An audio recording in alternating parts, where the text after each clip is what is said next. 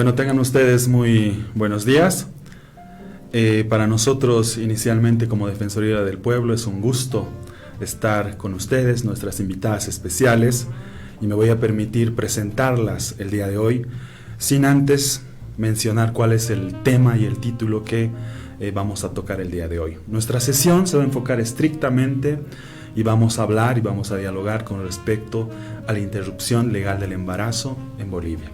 Bienvenida, estimada Patricia Brañez, del Comité de América Latina y el Caribe para la Defensa de los Derechos de las Mujeres, el CLADEM, a Maya Berazaim, bienvenida, de la Organización del Feminismo Comunitario Avia Yala. En un inicio hacía mención de que vamos a enfocar estrictamente nuestro diálogo, nuestra charla, a hablar de la interrupción legal del embarazo en Bolivia.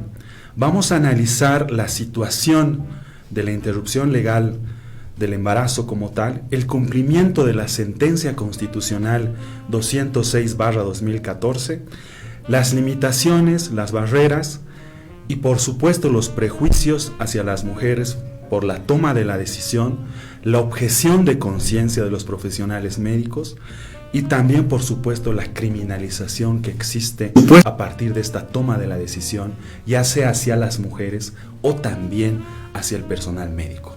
Hago un paréntesis y les comento que hemos tenido recientemente un caso de criminalización a partir de una interrupción legal del embarazo y no podemos nosotros permitir que este precedente continúe, porque si a partir de la sentencia constitucional para nosotros, y creo que de manera general para todas y todos, es un hito el 2014.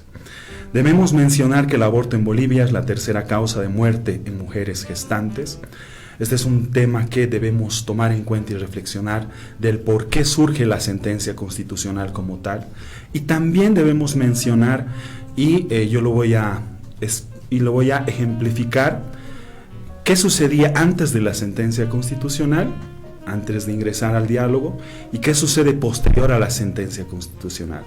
Antes de la sentencia constitucional, específicamente, como ustedes saben muy bien, las víctimas de violencia sexual que producto de esta agresión sexual eran embarazadas, ellas deberían iniciar, antes de la sentencia constitucional, tenían que iniciar un proceso penal, es decir, una querella, y a partir de esto deberían solicitar una autorización al juez, y el juez era la autoridad que autorizaba la interrupción legal del embarazo. Eso era antes de la sentencia constitucional del 2014. A partir del 2014, ustedes saben muy bien que hay un cambio, que ya no se necesita una autorización judicial, que pese a que ustedes nos van a citar también el día de hoy, hay antecedentes que aún en los establecimientos de salud están solicitando las órdenes judiciales o el requerimiento fiscal. Entonces es importante aclarar inicialmente con sus intervenciones qué aspectos ha cambiado a partir de la sentencia constitucional y los avances que tenemos. Y vamos a ir un poco más adelante hablando también de los desafíos que deberíamos tener a partir de esta interrupción legal del embarazo, la interrupción voluntaria del embarazo, si ya podíamos citar también. Entonces me voy a permitir ceder la palabra inicialmente a Patricia Brañez. Ella ha hecho un diagnóstico a partir del CLADEM con respecto al cumplimiento de la sentencia constitucional y le vamos a ceder la palabra para que nos pueda contar y detallar cuáles son los aspectos positivos y negativos a partir de la sentencia constitucional y con respecto inclusive a esta revictimización que se puede dar el caso o no. Adelante, Patricia. Gracias, Nevinías, gracias por la invitación también a la Defensoría del Pueblo. Yo creo que evidentemente la sentencia constitucional 206/2014 es un hito que marca un avance en nuestro país, ¿no? No solamente porque se quita, digamos, la autorización judicial para que se acceda a una interrupción legal del embarazo, sino porque también obliga, digamos, a los centros de salud a llevar a cabo el procedimiento sin muchos trámites, digamos, no solamente con la copia de la denuncia en la policía o en la fiscalía, Sin embargo, sí se han identificado muchos obstáculos y que en muchos casos coincide también con el informe defensorial, ¿no? Entre estos, no se ha logrado, como en varias de los marcos normativos que tenemos en el país, que es de avanzada, digamos, pero que no se logra plasmar en el ejercicio real de los derechos de las mujeres. Y en el caso de la ILE, las mujeres, las niñas y adolescentes se enfrentan pues a muchos obstáculos y que en algunos casos las han obligado a continuar su embarazo para convertirse en niñas madres, por ejemplo, ¿no? Y que esa es una aberración desde el punto de vista de CLADEM, porque una niña no puede pues convertirse en madre, no pueden además permitir que los grupos antiderechos, conservadores, qué sé yo, enarbolen estos casos como si fuera la panacea convertirse en niñas, en madres, ¿no? Entonces, desde el CLADEM nosotras lo que hemos visto es que estas posturas antiderechos, conservadoras, están penetrando en varias instancias del Estado, como son los servicios de salud, los hospitales, qué sé yo, pero también están llegando, digamos, a través de la educación, del sistema educativo, están impidiendo que se aplique la educación integral en sexualidad, por ejemplo, que no solamente es hablar de sexo, de qué sé yo, que es importante para las niñas, adolescentes, etcétera, sino que también esto te da pues mecanismos de prevención con mayor información, ¿no? Entonces se está impidiendo esto, ¿no? Los obstáculos que hay en los centros de salud están también enmarcados en todo lo que es la objeción de conciencia, ¿no? Que en muchos casos no son solamente posturas individuales, sino que también están siendo objeción de conciencia institucional, y que eso viola la norma, ¿no? Porque en ningún lado de la normativa, ni en el procedimiento, ni en la sentencia, se habla de una objeción de conciencia institucional, sino individual, y eso es respetable, digamos, ¿no? Siendo individual, el director del centro de salud tiene pues que asignar una persona, un médico, un servidor que son servidores públicos, para que realice la ILE sin mayor obstáculos, pero sí, ¿no? Está ocurriendo. En otros casos, en los centros de salud se están desarrollando juntas médicas, por ejemplo, ¿no? Que si bien existe, digamos, una normativa para hacer las juntas médicas, para medir los riesgos de los procedimientos, ¿no? En ningún caso se debe aplicar para decir que no hay riesgo en esa niña de 10, 11, 12 años de que continúe un embarazo, y que por lo tanto puede convertirse en niña madre, ¿no? Entonces, esos mecanismos que están utilizando en los centros de salud, en el sistema educativo, qué sé yo, están obstaculizando el ejercicio de los derechos de las niñas y adolescentes principalmente, ¿no? Muchas gracias, Patricia. Creo que es importante un poco recalcar cuáles son los requisitos con respecto a aquellas víctimas de violencia sexual que fruto de esto o de esta agresión sexual quedan embarazadas y acuden a un establecimiento de salud. Lo decía muy bien Patricia, uno de los requisitos es solamente una fotocopia simple de la denuncia, ya sea presentada a la policía o al Ministerio Público. Y lo segundo es, por supuesto, el consentimiento, en este caso de la mujer, para procederse a una interrupción legal del embarazo. Inicialmente, estos son los únicos requisitos que se establecen a partir de la sentencia constitucional, el procedimiento técnico y el modelo de atención a víctimas de violencia sexual. ¿Qué dificultades ustedes como organización del feminismo comunitario Abya Yala, ustedes han identificado al momento de acompañar a aquellas víctimas? Yo conozco muy bien que ustedes han hecho un acompañamiento a las víctimas, estimada Maya. ¿Qué obstáculos han tenido por parte ya sea a la recepción de la denuncia o a la aplicación del procedimiento para una interrupción legal del embarazo? Adelante, Maya. Muchas gracias. En primer lugar, agradecer a la Defensoría del Pueblo por brindar este espacio. Como organización creemos que es muy importante debatir, que es muy importante tener espacios de información y de debate acerca de todos estos temas, porque tenemos que desestructurar nuestra sociedad y el pensamiento colonial y patriarcal que tenemos dentro, ¿no? Y justamente eso es parte de los problemas que hemos identificado. Tú preguntabas ahora cuáles son las dificultades que se encuentran al presentar una denuncia o al querer acceder a un ILE en algún establecimiento médico. Bueno, en relación a las denuncias, creo que es algo que ya ha estado bastante discutido en la sociedad todo este tiempo a causa de los feminicidios y de estos feminicidas en serie que han saltado a la luz. Es justamente el ser patriarcal de las mentes de los servidores públicos, ¿no? Al final la policía son servidores públicos. Cuando alguna compañera va a denunciar algún tipo de violencia, ¿qué es lo primero que le preguntan? Es ¿qué ha hecho ella para que el marido? Y pasa lo mismo con los abusos sexuales.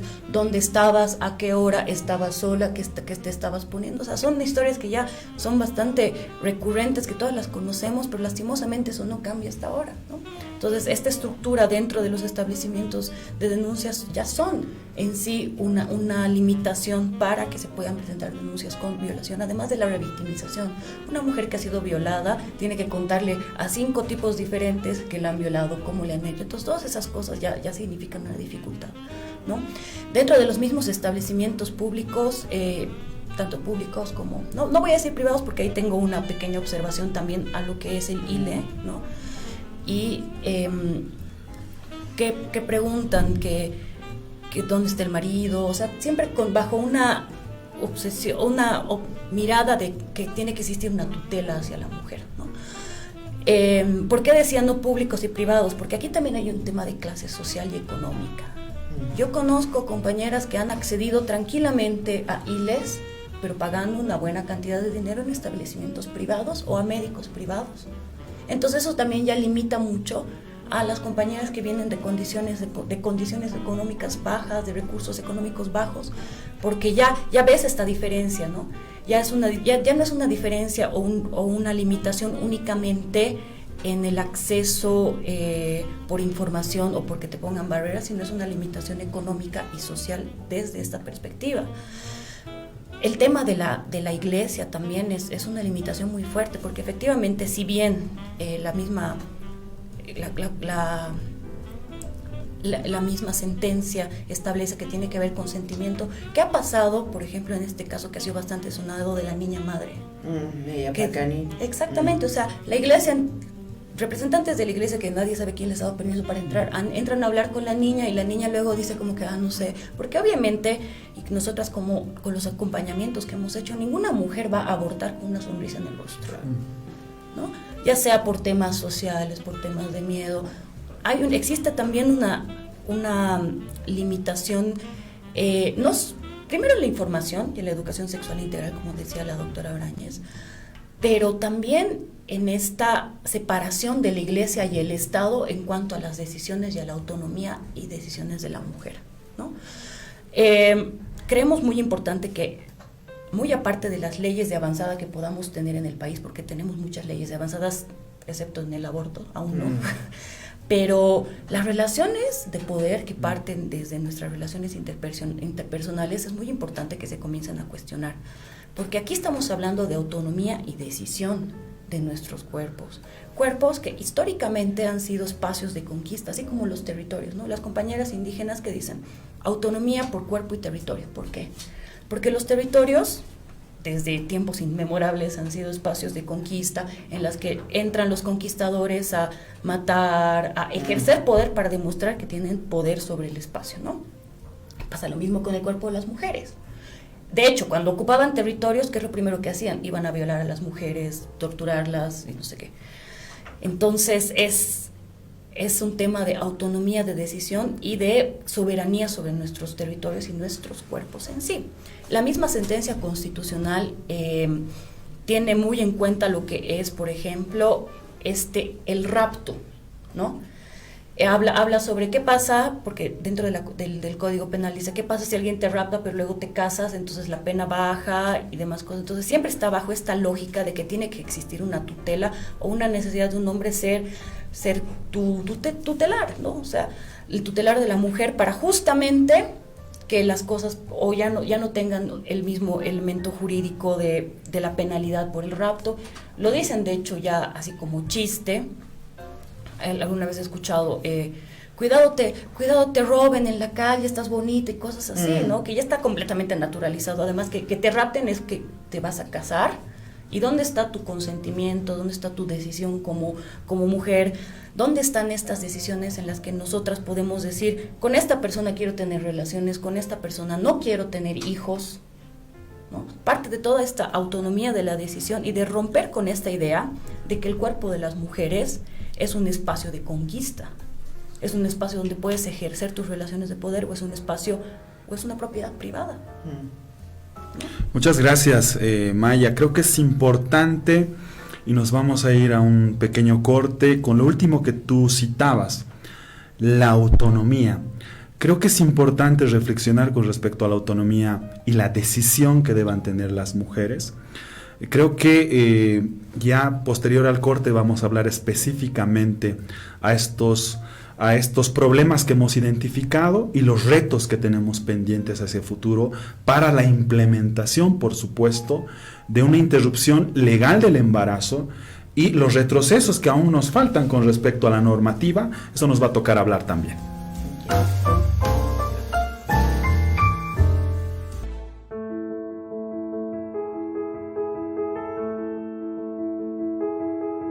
Nosotros no teníamos un seguro de salud, no podíamos acceder a un seguro de salud, teníamos que pagar con nuestro propio dinero cuando nos enfermábamos. Yo sé cómo una trabajadora del hogar sufre en caso de accidente, de trabajo, quemaduras o caídas. El sueldo que nosotros nos cancelan no da para cubrir todos los medicamentos que nos recetan, ¿no? en los médicos. El seguro de salud nos beneficia para eso. En caso de enfermedad nosotros nos podemos internar a un hospital y nuestros empleadores tienen ese deber de cumplir con la ley que salió ahora, que es beneficio para todas nosotras. Simplemente nosotras nos estamos haciendo a la par con nosotros trabajadores. Para cualquier información, llamar a la línea gratuita 810-0069. Yo les invito a todas a que hagan cumplir esta ley. Compañera trabajadora del hogar, ya tenemos el seguro de salud. Ahora queremos que te afilies a la caja, que exijas a tu empleador que te afilie. Un seguro de salud es trabajo digno. Con seguro de salud, el trabajo sí es digno.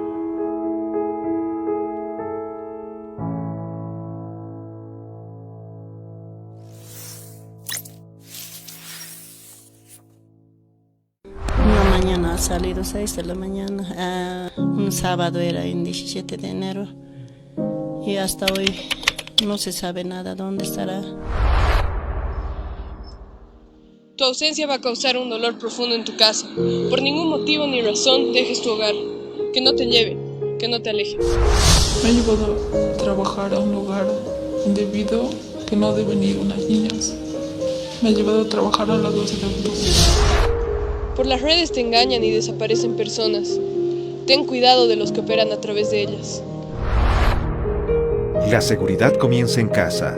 Cultiva la confianza. Hazlo. Vive con respeto.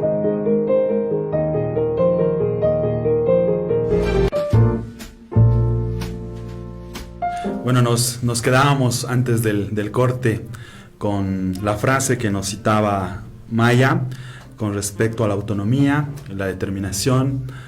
Es importante citar un poco la problemática que hemos identificado al momento de presentar una denuncia.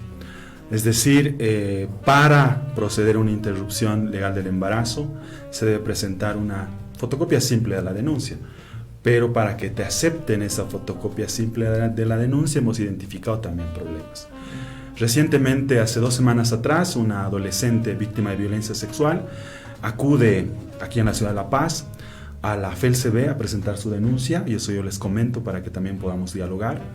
Y la FELCB, por no tener el documento de identidad, la adolescente le dice que vaya a la FELCC.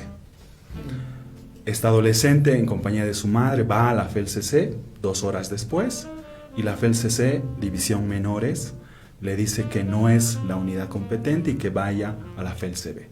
Ya han pasado 4 horas, vuelve a la FELCB, y luego de unas llamadas de insistencia sobre todo, recién se hace la recepción de una denuncia.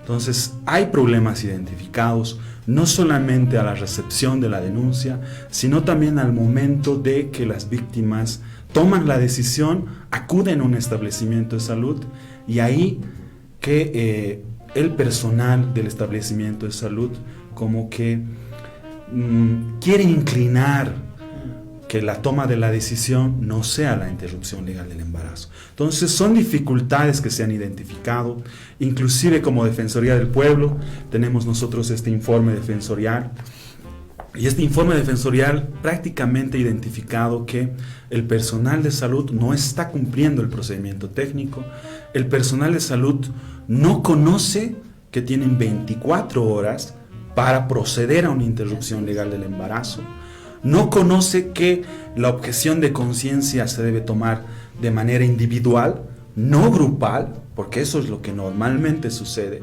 y todo el establecimiento de salud en pleno toma la decisión y objeta.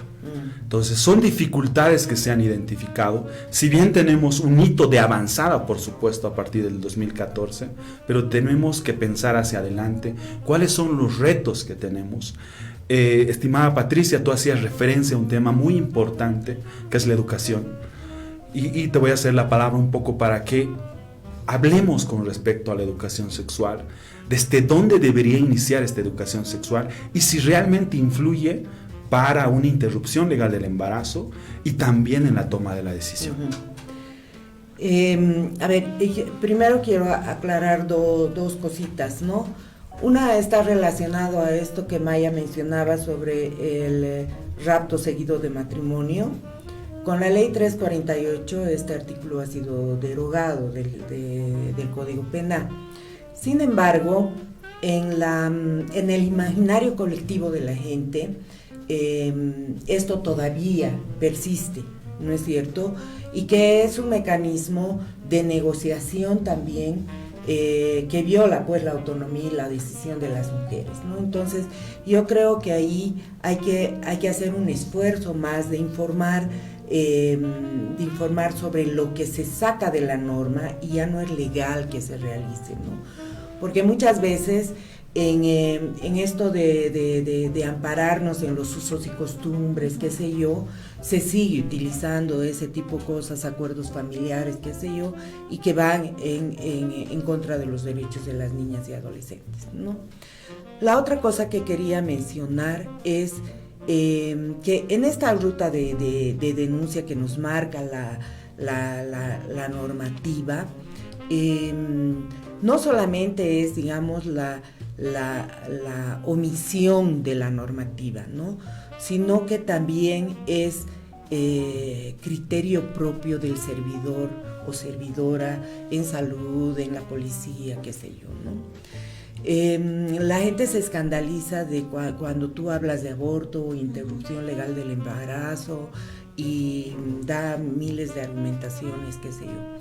Pero tenemos posibilidades de hacer prevención de un aborto, ¿no?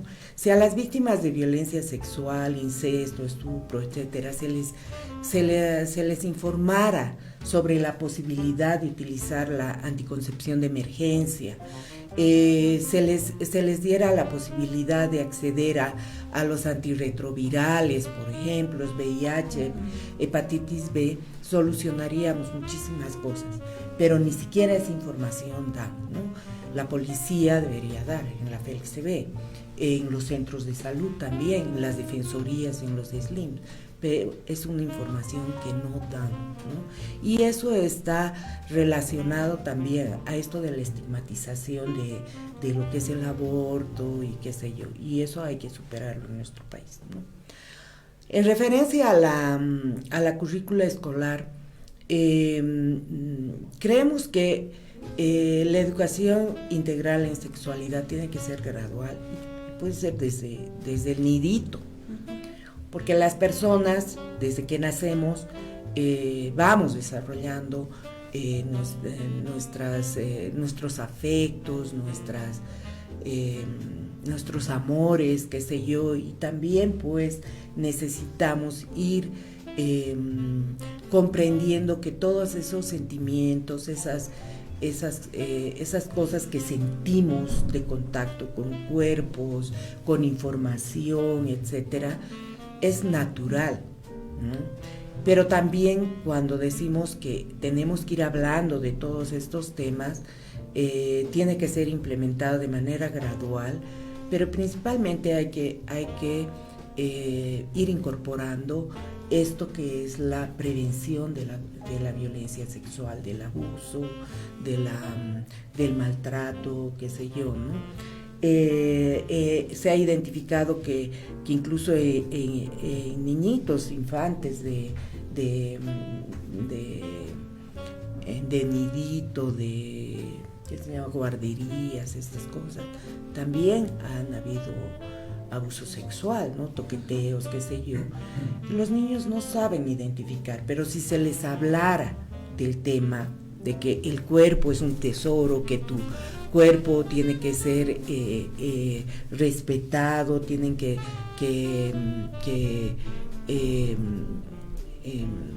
hacer respetar, que nadie te tiene que tocar, etcétera, también nos evitaríamos muchos problemas. Y ya en la adolescencia, en la pubertad y adolescencia, se tiene que incorporar esta temática. ¿Por qué? Porque estamos en cambios hormonales, los adolescentes y púberes están como enamorados del amor, qué sé yo, y allí se producen muchas relaciones de poder y chantajes, incluso por parte de tus compañeros pares, ¿no? Si no me das la prueba de amor, no te quiero, te voy a cambiar mejor, porque estamos reproduciendo además todo ese sistema de patriarcal, donde se enseña que el cuerpo de las mujeres es propiedad del otro, ¿no? Y que te lo pueden usar, y que ahí no te hablan de la autonomía, no te habla de la libre decisión ni nada, sino que te chantajean para que tú puedas tener relaciones sexuales, etcétera, etcétera, ¿no? Entonces, es bien importante. Es importante, alguna vez con Nemías hablábamos de lo que son las relaciones de enamoramiento entre adolescentes, los noviazgos violentos, etcétera, y está todo relacionado a eso, ¿no? Yo creo que ese es uno de los mecanismos para que baje el índice de embarazos precoces. Cuando tienes más información, tienes la posibilidad de tomar decisiones informadas, con mayor autonomía, y tienes más posibilidad de hacer valer tu no, ¿no? El no es no y no el no es sí, ¿no? Entonces, yo creo que es bien importante, ¿no? Ahora hay que neutralizar a los grupos antiderechos que están en todos los sistemas, ¿no? Sí. En todos los niveles de gobierno. Muchas gracias, Patricia. Creo que es importante, las dos hacían alusión con respecto al consentimiento, y tú, Maya, hacías referencia, y yo voy a traer a colación la experiencia y los casos que se tienen en la Defensoría. Solamente para una interrupción legal del embarazo se requiere el consentimiento de la mujer. hemos visto casos que, y tú hacías referencia, donde el consentimiento tiene que ser autorizado, ya sea por el cónyuge, por el esposo, por el padre, por algún familiar. Entonces, esto es inclusive tutor. Este tema creo que es muy importante. Y yo traigo a colación lo que nos establece la CEDAW con respecto a que el Estado debe garantizar que las mujeres víctimas de violación decidan interrumpir voluntariamente su embarazo y tengan acceso a un servicio de un aborto seguro. Entonces, ¿realmente el Estado estará cumpliendo con esta misión? ¿Tú qué opinas, Maya? Pues yo creo que no, porque aquí también el Estado juega como un tutelar, ¿no?, de la mujer. Esto del consentimiento es bueno, como decía Patricia, desde que somos niñitos no nos enseñan sobre el consentimiento, ¿no? Es como que hasta en cosas súper pequeñitas, cuando llegas a una casa te dicen, salúdale con beso a tu tío o a tu tía, y por alguna razón el niño puede no querer saludar con beso al tío o a la tía, pero le dicen, ¿tienes qué? Entonces ahí estamos rompiendo algo sobre el consentimiento. Entonces desde esas pequeñas etapas, con pequeñas acciones, se puede enseñar. Lo que decía Patricia también acerca de neutralizar estos grupos conservadores, yo creo que es muy importante, y justamente porque ¿quiénes son los que principalmente se oponen a que haya dentro de las escuelas educación sexual? ¿Y bajo qué argumentos? Son estos grupos conservadores que piensan que vas a ir a un curso de educación sexual donde te van a enseñar, no sé, posiciones del Kama Sutra. Sí. Cosa que tampoco estaría mal, pero dentro de la lógica, dentro de la lógica de cómo cuidarnos, qué es el consentimiento, cuándo un no es no, cuándo tenemos que respetar eso, hasta dentro de las mismas parejas, ¿no? Muchos hombres, muchos compañeros consideran que por el hecho de que estás con él, el momento que él quiera tienes que tener relaciones, y obligan a las mujeres, y eso es una violación también, pero como es tu pareja, no lo consideras dentro de la relación y demás cosas, ¿no? Entonces es muy importante tratar estos temas del consentimiento desde la lógica de el yo, de la autonomía. Decías, ¿tú crees que el Estado está cumpliendo su papel? Y no está cumpliendo porque él también está tutelando. Dentro de los mismos centros de salud, sé de varios casos, yo misma sé por experiencia propia que he ido a decir, sí, quiero ponerme un DIU para no tener hijos, ¿y tu esposo qué opina? ¿O tu pareja qué opina? O sea, al final soy yo entonces ni en esas cosas nos permiten decidir sobre nuestra salud sexual y reproductiva, y eso se va explotando hacia otras esferas. Por ejemplo, hasta para pedir un crédito les piden a las compañeras el consentimiento de su esposo, ¿no? Entonces efectivamente en ese sentido estamos fallando como sociedad, estamos fallando como Estado y en mantener esa lógica de tutela sobre las mujeres, cuando son cosas que deberíamos ya romper para nuestra autonomía, nuestra soberanía sobre los cuerpos, y justamente tener acceso, porque las personas que estamos a favor de la interrupción legal del embarazo, ¿no?, que esto sea despenalizado, no luchamos porque todas vayan a abortar en fila y porque esa es la lógica de... No, porque no es eso, ¿no? En primer lugar, luchamos justamente porque haya información, que exista información adecuada para todas y todos. Hoy en día decimos que gracias al internet todos tienen información, pero tampoco es así, ¿no? Porque en nuestra sociedad vemos, en nuestro país vemos que hay muchas personas, muchas mujeres, hombres que no tienen acceso a internet, por un lado. Por otro lado, no hablamos de la sexualidad abiertamente, siempre es un tema tabú. Hace unos años vi una propaganda de una farmacia que te enseñaba un bailecito para que vayas a comprar condones. En vez de enseñarte que no es correcto, que no tengas vergüenza de ir a comprar condones a una farmacia, pero te enseñan un bailecito para que nadie se dé cuenta, porque ¡ay, qué vergüenza! Va a comprar, o sea, ¿dónde está la vergüenza de cuidar tu salud sexual y reproductiva? ¿No? Y es autonomía sobre nuestros cuerpos, los abortos legales, seguros, gratuitos, ¿no? Justamente donde aquí entra el Estado, y que deje de ver este tema como un tema tabú, sino como parte de la salud pública. La salud sexual y reproductiva tiene que ser tomada en cuenta como parte de la salud pública. Porque hace días había el caso de una niña que ha dejado abandonada a su bebé en un transporte, no sé dónde, en Santa Cruz, y que al final han dado con la niña. ¿Y qué es lo que pasa con esta niña? Efectivamente ella no tenía condiciones para criar un bebé, Pero ahí ya no solo es criar al bebé, si vamos más atrás ya vemos que la compañera no ha tenido acceso a la información para saber o sobre los anticonceptivos o también acceso económico para los anticonceptivos, ¿no? Porque las pastillas anticonceptivas también significan un presupuesto que no todas las mujeres tienen para pagar. Los condones también significan un presupuesto y no hay ninguna legislación dentro del país que haga que estas cosas se abaraten. Ni siquiera tenemos hay ONGs y organizaciones que hacen una distribución gratuita de condones y cosas así, pero no es algo constante. En Brasil, por ejemplo, tú vas a cualquier centro de salud del SUS y tienen una cajita al lado de recepción con condones y te puedes alzar todos los que quieras, ¿no? Y también hay eso, ¿no? Dentro de este tutelaje y de este patriarcado social interior, muchos hombres les impiden a sus parejas usar condones porque les dicen, es que seguro me estás engañando con otro y por eso no quieres ponerte condón conmigo, ¿no? Entonces esta lógica de que no nos dejan decidir cuándo queremos tener hijos, porque es parte de esta decisión de querer o no querer tener hijos, ya desde el centro de salud que te dicen si tu esposo está de acuerdo, tu pareja que te dice que no se siente lo mismo cuando uso condón, o que seguro quieres usar condón conmigo porque te estás metiendo con otros y cosas así. Entonces hay un montón de trabas para que las mujeres realmente podamos tener la libertad de la decisión sin ser juzgadas como putas, como nos dicen, sin ser juzgadas por asesinas, como dicen los sectores conservadores, ¿no? Cuando nosotras también tenemos que velar por nuestra seguridad económica, seguridad mental.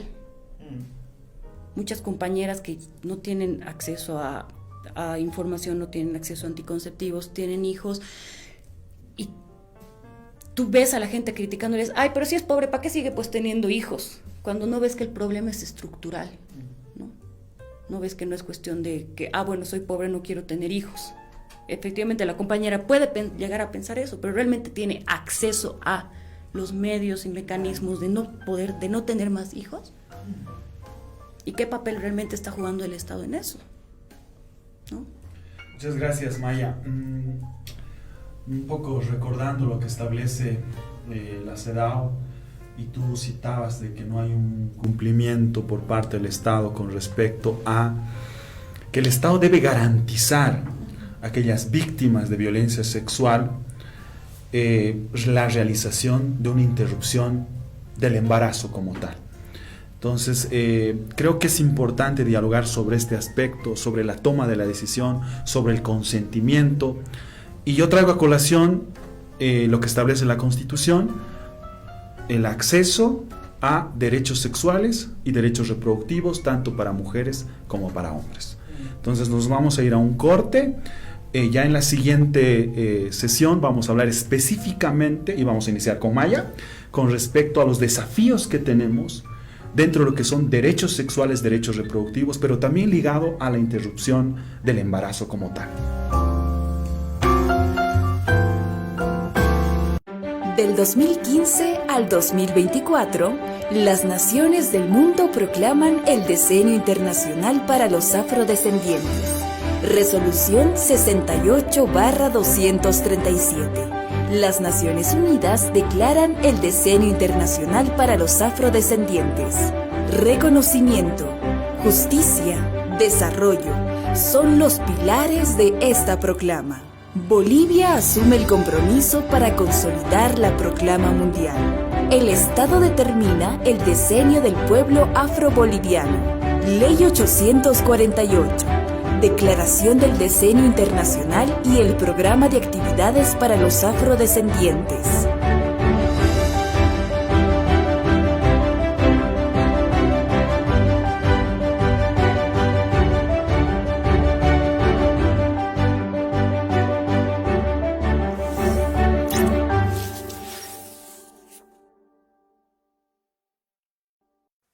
Me llevaron de La Paz a Villazón y en ninguno de los puestos de control me detuvieron.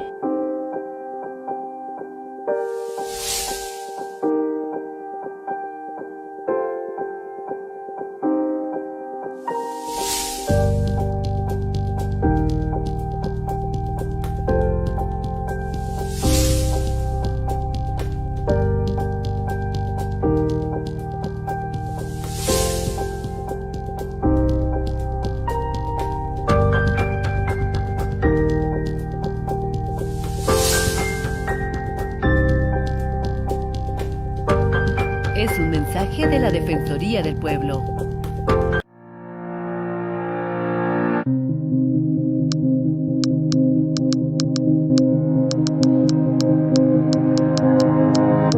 Si decides emprender un viaje buscando un sueño, mantente alerta. Un viaje puede ser una gran oportunidad, pero también un camino hacia la trata de personas. Todos podemos ser víctimas de trata. Mujeres, hombres, niñas y niños. Unidos contra la trata de personas. Unidos contra la trata de personas. Unidos contra la trata de personas. Que nuestros sueños viajen libres, seguros y protegidos. Unidos contra la trata de personas.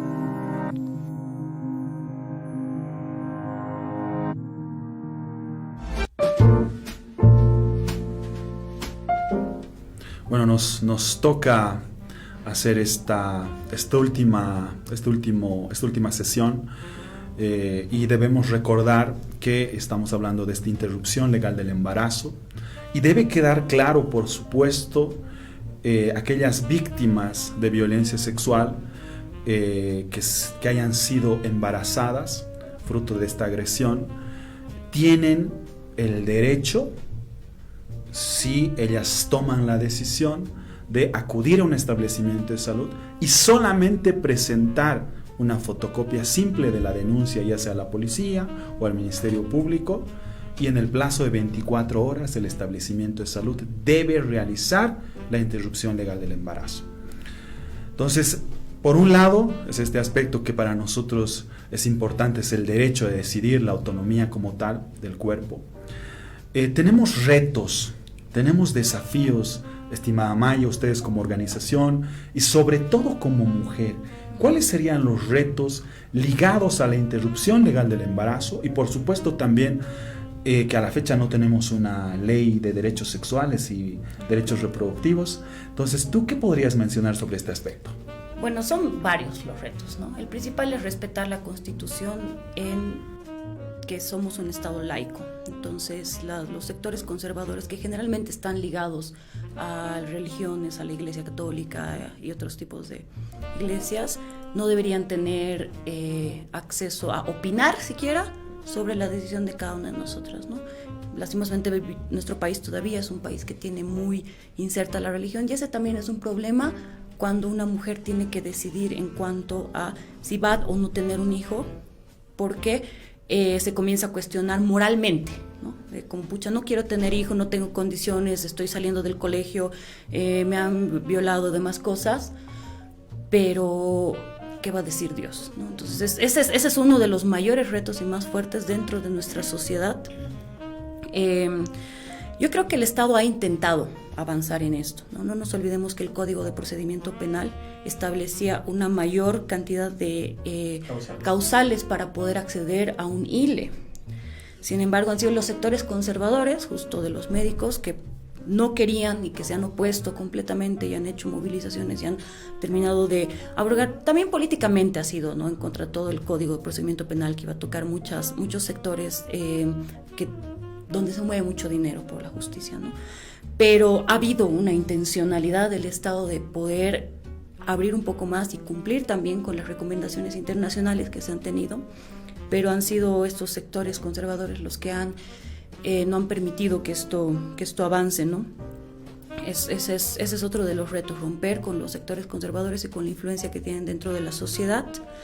Pero uno de los mayores retos, porque podemos tener, como en todo, podemos tener mucha ley de avanzada, muchas ingenierías de avanzadas de protección de los derechos de las mujeres, en todos los sentidos, pero el principal reto como sociedad es repensarnos a nosotros mismos como sociedad, porque por más que tengamos muchas leyes protectivas hacia la mujer, que podamos tener leyes del ILE, por ejemplo, si es que seguimos teniendo hospitales que se niegan a practicarlo, si es que seguimos teniendo oficiales de la justicia que ven las cosas desde una lógica patriarcal, que les pidan a nuestras compañeras que concilien con sus agresores, que piense bien si no quiere tener un hijito, que tener un hijo es lo más lindo del mundo, que no lo dudo, pero son las diferentes condiciones las que también establecen si una mujer puede o no puede, o quiere o no quiere ser madre, ¿no? Entonces, el principal reto como mujeres y como sociedad es justamente romper con esto, ¿no? Romper con las estructuras patriarcales mentales que todas y todos tenemos. Nosotras mismas nos encontramos a veces ante situaciones en las que decimos, un ratito creo que estoy actuando patriarcalmente, y romper también con esta idea del tutelaje, realmente hacer valer la autonomía del cuerpo de las mujeres y todo lo que esto conlleva, ¿no? El consentimiento, el decidir cuándo, cómo, con qué. Y para eso necesitamos información y educación y acceso también a tanto, más que nada, acceso a anticonceptivos, porque es anticonceptivos para no tener que abortar, ¿no? Porque la última instancia debería ser el aborto. Porque como hemos mencionado antes, y nosotras que hemos hecho acompañamiento, ninguna mujer va a abortar con una sonrisa en el rostro, ¿no? Y no por cuestiones moralistas únicamente, sino también por el miedo. Hemos hecho acompañamientos, por ejemplo, en la compra de anticonceptivos de forma ilegal, porque ahora no se puede comprar de forma legal, ¿no? Y ahí, en el mismo acto de la compra, no sabes si estás yendo a comprar, ¿de quién estás yendo a comprar? Puede ser alguien que te rapte y te meta la trata y tráfico de personas. Al final es una persona vulnerable. Entonces siempre tenemos que ir acompañadas. Hasta en esa pequeña transacción, ya pones en riesgo a las mujeres. Y si es que no es mediante esta compra del contrabando, es en clínicas clandestinas para las compañeras que no tienen dinero. Tengo una compañera que justo vive al frente de unas clínicas donde hacen abortos y me dice, es muy triste como veo niñas jovencitas salen de estas casas así medio mareadas, que igual cualquier cosa les puede pasar en el trayecto de ese lugar a su casa, ¿no? Porque no es que van todas acompañadas, porque también eso, o sea, la sociedad igual te juzga, entonces no le cuentas a todo el mundo, ¿no?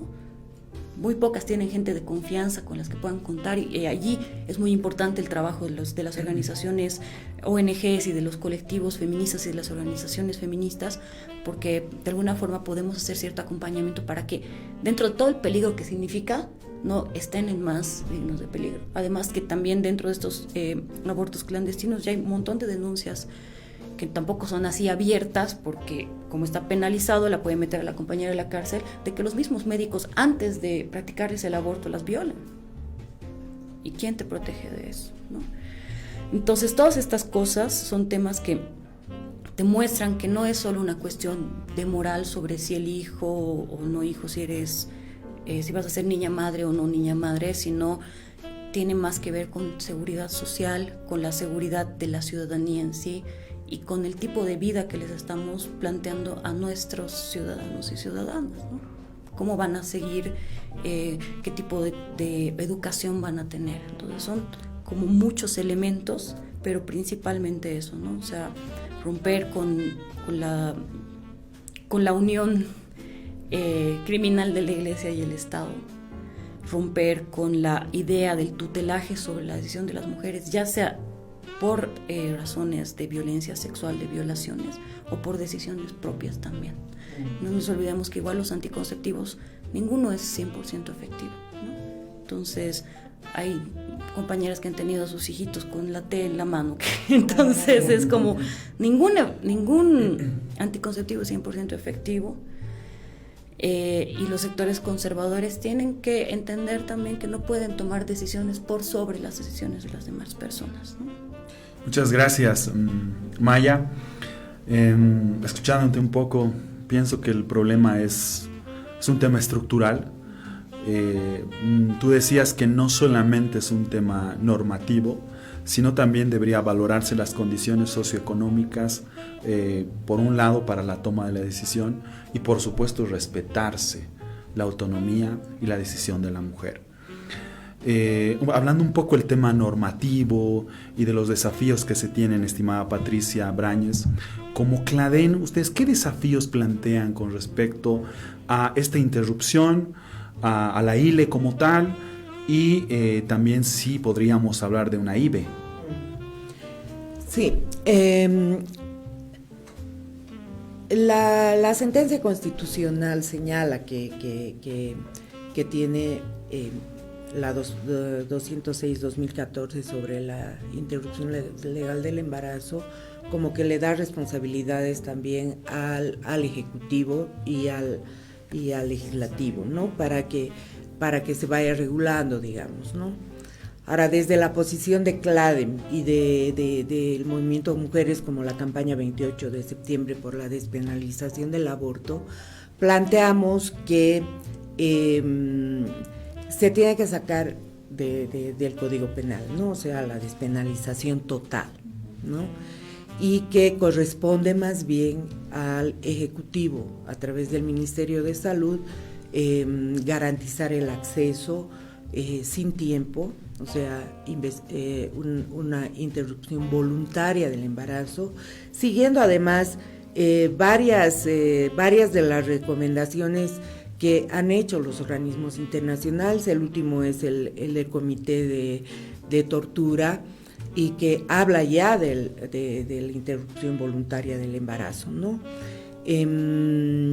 No podemos olvidarnos que lastimosamente en el país no contamos ahora de un plan estratégico en salud sexual reproductiva. El que teníamos vigente ha terminado el 2015 y no se ha vuelto a renovar. Eso significa que no se está garantizando los recursos necesarios para todo lo que es la salud sexual reproductiva, ¿no?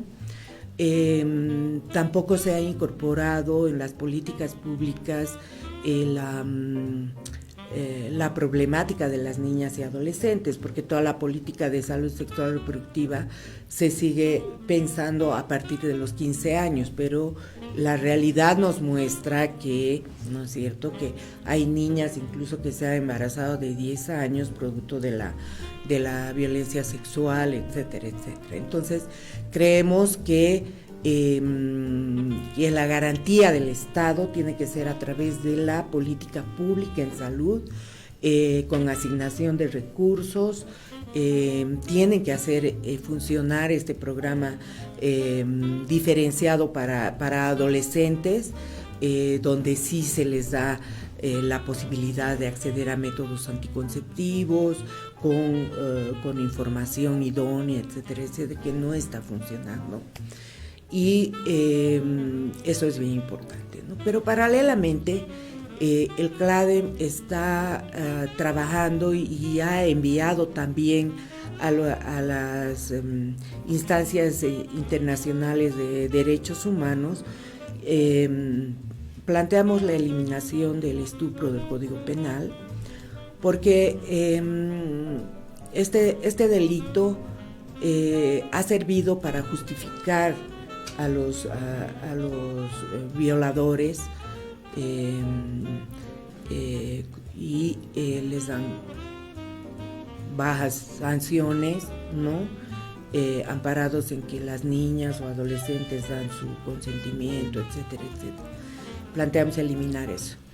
Y planteamos que en el delito de violación el incesto sea un delito independiente y no agravante, ¿no?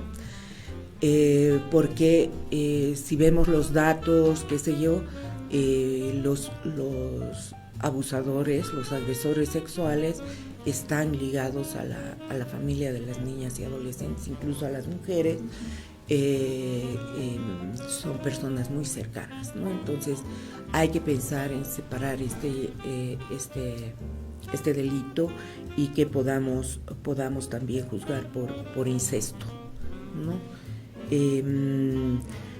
Es eso. Y bueno, CLADEM está participando en todo lo que es la reformulación de la ley 348. Creemos que hay que hacer énfasis en esto de la violencia sexual, incorporando a niñas y adolescentes. Muy bien. Yo recojo algunas puntualizaciones con respecto a los desafíos. Tú hacías referencia, estimada Patricia, que en Bolivia podríamos inclusive mencionar que Bolivia a la fecha no cuenta con un plan nacional, una política con respecto a derechos sexuales y derechos reproductivos. La última ha sido la del 2016, inclusive por información del ministerio están actualizando y siguen actualizando a la fecha, entonces no se cuenta con una política pública. Tenemos a partir de la Constitución que debería como que ya trabajarse en la Asamblea, y la misma sentencia constitucional exhorta a la Asamblea el trabajo con respecto a la Ley de Derechos Sexuales y Derechos Reproductivos, que creo que es un hito importante también de citarlo. Entonces son dos aspectos generales que podríamos como que mencionarlos a partir de este análisis que hacemos del cumplimiento de la interrupción legal del embarazo. Por supuesto, para nosotros como Defensoría del Pueblo, a partir de este informe defensorial, debe continuar el trabajo de formación y capacitación. Lamentablemente el personal de salud constantemente va cambiando o prácticamente dice desconocer la sentencia constitucional. Entonces hay que continuar este trabajo de manera conjunta, tanto con las organizaciones como con la sociedad civil también, de hacer hincapié en el cumplimiento de la sentencia constitucional. Por supuesto ha sido un avance el tema del sistema penal, que ahora es un retroceso en los derechos humanos de las mujeres. Inclusive el principio de retroactividad de los derechos humanos ha sido vulnerado a partir de la abrogación del sistema penal, que por supuesto era un avance que las mujeres, a partir de un análisis socioeconómico, puedan tomar la decisión, inclusive pueden estar sufriendo violencias como tal, y ellas decidan y se respete sobre todo esa autonomía y la decisión de las mujeres. Entonces, de manera general, creo que hay mucho trabajo por hacer, y creo que estamos entre instituciones de la sociedad civil y organizaciones que podríamos contribuir a que no se vulneren los derechos, y en este caso el derecho a decidir y el derecho que tienen las mujeres a una interrupción legal del embarazo, pero que también el Estado debe proteger a partir del cumplimiento de los tratados y convenios internacionales. Entonces, muchas gracias. Quiero agradecerte, Patricia, muy gentil tu presencia, tu presentación, y al mismo tiempo, Maya, gracias por tu presentación, y creo que esta no va a ser la última. Nos vamos a volver a reunir para hablar específicamente de educación y de derechos sexuales y derechos reproductivos. Muchas gracias, les cedo la palabra para despedirse. Muchas gracias a vos, Nehemías. Creo que estos espacios son muy importantes para poder informar también a la población, ¿no? Es importante